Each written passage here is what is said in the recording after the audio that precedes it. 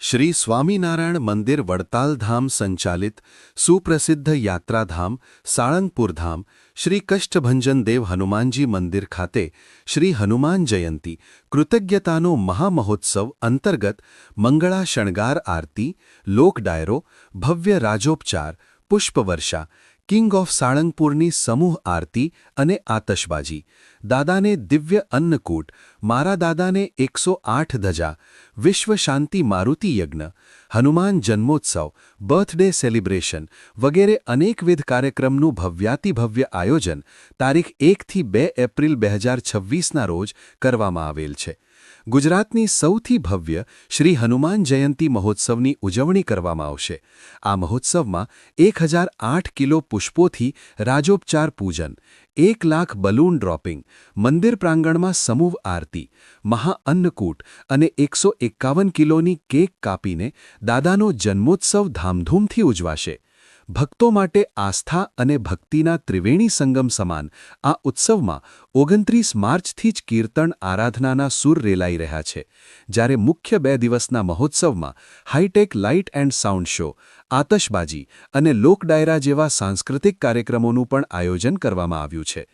મહત્વનું છે કે હનુમાન જયંતીની ઉજવણી માટે મોટી સંખ્યામાં ભક્તો સાળંગપુર હનુમાનજી ખાતે આવશે.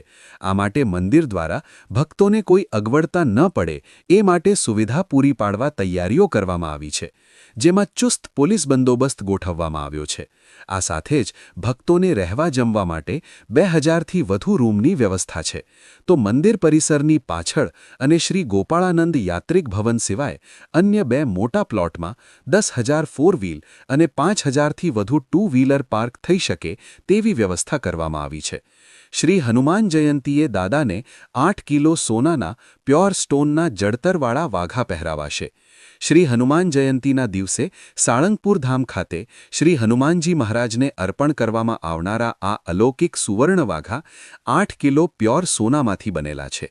આ વાઘાને તૈયાર કરવામાં 100 જેટલા સોનીઓ અને 22 ડિઝાઇનર આર્ટિસ્ટની ટીમે સતત 1050 કલાક લાગ્યા હતા.